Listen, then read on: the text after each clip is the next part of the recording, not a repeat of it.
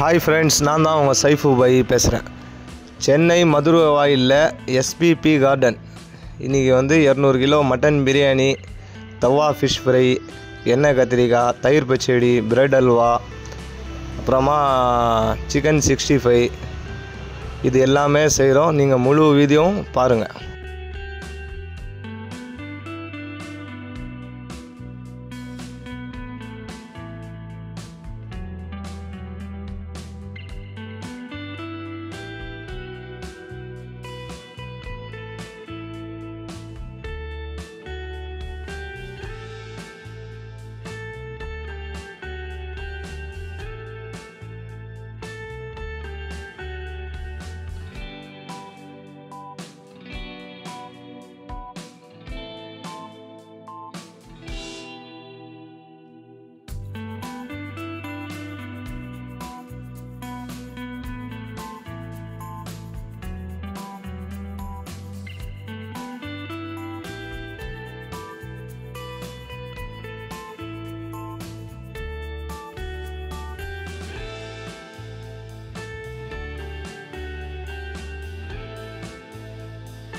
பிரியாணிக்கு மெயினாக பார்த்தீங்கன்னாக்கா இந்த கறி தான். இந்த கறி ஒரே ஒரு சைஸாக இருக்கணும்.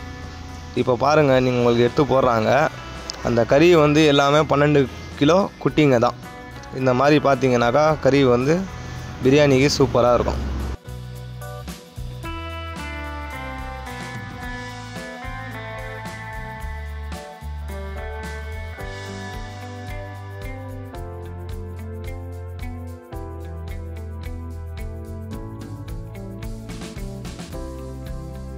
இஞ்சி பூண்டு உங்களுக்கு இந்த மாதிரி தோல் உரித்து நல்லா பேஸ்ட்டு பண்ணி வைக்கணும். புரியுதுங்களா? இங்கே தோல் உரிக்கலைனாக்கா உங்களுக்கு சக்கையாக அப்படியே வரும், வாயில் வரும் சாப்பிடும்போது. அந்த மாதிரி இருக்கக்கூடாது. இப்போ பல்க் குவான்டிட்டி செய்யும் போது நீங்கள் எல்லாமே எத்தனை ஒட்டா செய்கிறோமோ அத்தனை ஒட்டாவுக்கு எல்லாமே பிரித்து வச்சுக்கணும். பிரித்து வச்சுக்கின்னு நீங்கள் வேலையில் இறங்குனீங்கன்னா உங்களுக்கு ஒரு டபரா இறங்குற மாதிரியே 6 டபராவோ 10 டபராவோ எத்தனையோமே ஒரே சைஸாக இறங்கும்.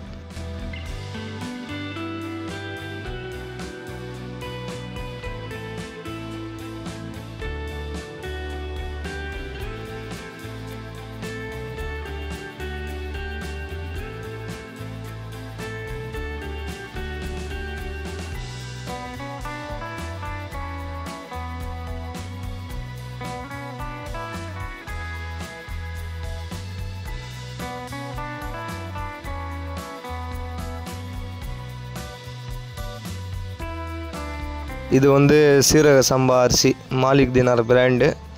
இது நீங்கள் ரொம்ப சீக்கிரமாகவும் ஊற வைக்கக்கூடாது, நீங்கள் ரொம்ப லேட்டாகவும் ஊற வைக்கக்கூடாது. இப்போ நம்ம கறி போடுறோன்னாக்கா அந்த நேரத்துக்கு நீங்கள் ஊற வச்சிடணும். ஊற வச்சிங்கன்னா கறி வேகிறதுக்குள்ளே அரிசி ஊறிடும். அந்த மாதிரி பார்த்தீங்கன்னாக்கா அரிசி உங்களுக்கு உடையாது, உபரித்தன்மை நல்லா வரும். உங்களுக்கு எதுவுமே ஆகாது, குழையாது. நீங்கள் எதிர்பார்க்குற மாதிரி எதுவும் ஆகாது. நல்லா சூப்பராக பிரியாணி உங்களுக்கு இறங்கும்.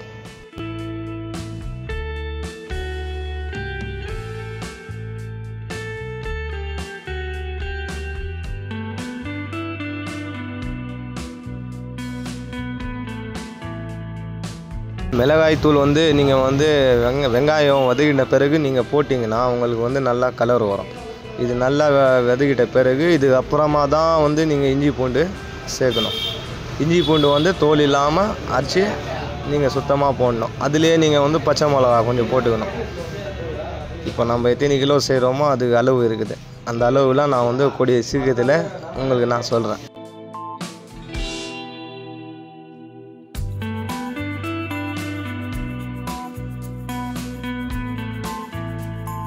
மெயினாக நீங்கள் எல்லாமே அளந்து போடணும். நான் அளந்து போடுறேன் பாருங்கள் அந்த பேசனில். அந்த மாதிரி நீங்கள் ஒரு கணக்கு வச்சுக்கணும். இப்போ எத்தனை டபரா செய்கிறோமோ அத்தனை டபராவுக்கும் நீங்கள் க்ளீனாக அளந்து போடணும். எல்லாத்துக்குமே ஒன்றா இருந்துச்சுனாக்கா எல்லா டெக்ஷாவுக்குமே மசாலா ஒன்றா இருக்கும், கறி ஒன்றா இருக்கும், அரிசி ஒன்றா இருக்கும். புரிஞ்சிச்சுங்களா? வெங்காயம் போடுற அளவுக்கு தக்காளி போடக்கூடாது. தக்காளி பிரியாணிக்கு குறைவாக இருந்துச்சுனாக்கா பிரியாணி நல்லா சூப்பராக இருக்கும். இல்லைன்னா தக்காளி சாதம் மாதிரி இருக்கும். உங்களுக்கு தக்காளி நம்ம கம்மியாக போடுறதுனால பிரியாணிக்கு நல்லாயிருக்கும்.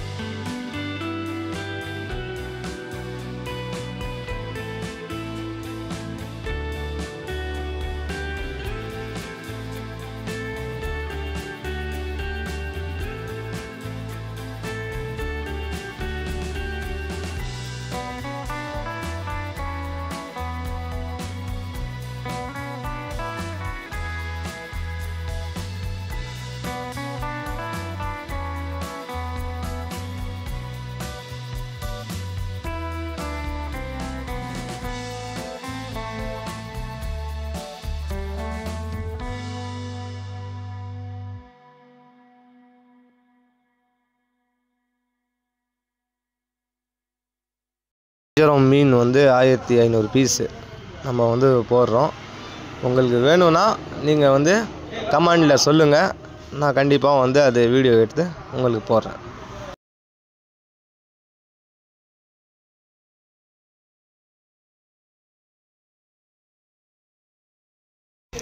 கறி வந்து முக்கால்வாசி தான் வந்து வேகணும். ஃபுல்லாக வேக வச்சிங்கன்னா கறி மொத்தமே ஒழிஞ்சிரும். அதே மாதிரி வந்து ஆயில் வந்து கொழுப்பு பாட்டு தான் வந்து நீங்கள் ஆயில் ஊற்றணும். அப்படி கொழுப்பு இருந்துச்சுனாக்கா நீங்கள் வந்து 5 கிலோவுக்கு வந்து ஒரு 3/4 கிலோ, ஒரு 1/4 லிட்டரு வந்து குறிச்சிக்கணும். இல்லைனாக்கா 5 கிலோவுக்கு 1 கிலோ கரெக்டாக இருக்கும். கறி வந்து வெந்த பிறகு உலையில் வந்து நம்ம அரிசி போடணும்.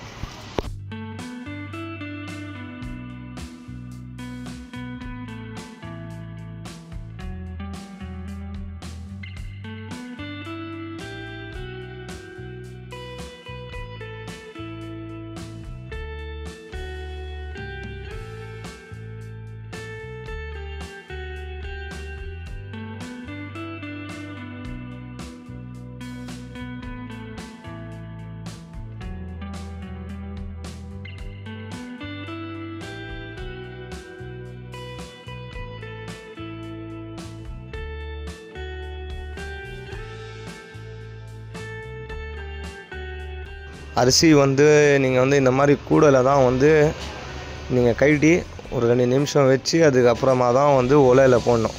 உலையில் போடும்போது வந்து வெறும் உப்பு தான் போடணும். கேசரி பவுடர் நீங்கள் போடக்கூடாது.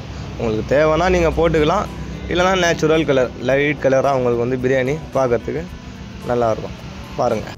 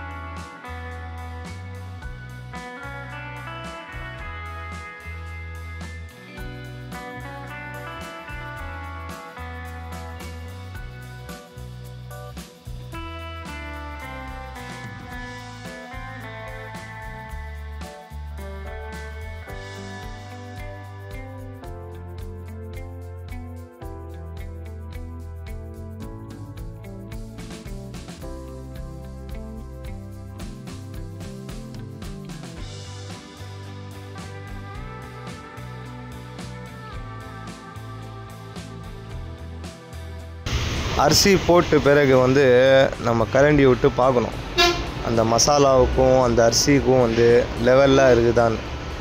ஏன்னா இது வந்து சீரக சம்பா அரிசி. இதுக்கு வந்து தண்ணி வந்து ரொம்ப ஜாஸ்தியாகவும் இருக்கக்கூடாது, கம்மியாகவும் இருக்கக்கூடாது. ஒரு அளவாக தான் இருக்கும், அளவாக தான் இருக்கணும். அப்போ தான் வந்து உங்களுக்கு சாதம் வந்து உதிரி உதிரியாக வந்து நல்லா வரும். அங்கே பாருங்கள், நான் வந்து பண்ணுறேன், நீங்கள் பாருங்கள்.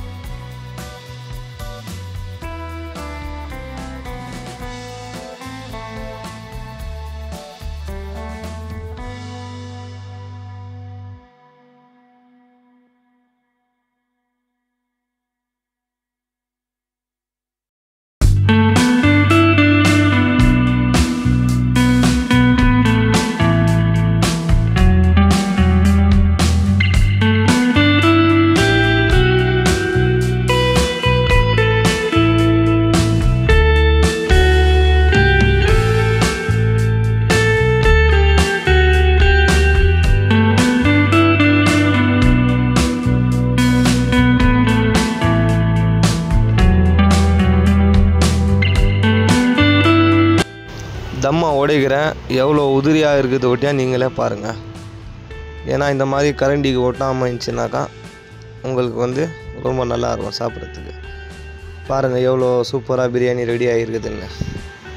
இப்படி சாப்பாடு வந்து நீங்கள் 4 பக்கமும் செக் பண்ணிவிட்டு கடைசியில் நெய் ஊற்றிட்டு நீங்கள் வந்து கீழே இறக்கிடலாம். இறக்கிட்டு நீங்கள் ஒரு 1/2 hour வச்சு கட்டினீங்கன்னா கீழே இருக்கிற மட்டனுக்கு எல்லாமே வந்து நல்லா மசாலா ஏறி நல்லா சாப்பிட்றதுக்கு வந்து சூப்பராக இருக்கும் பிரியாணி.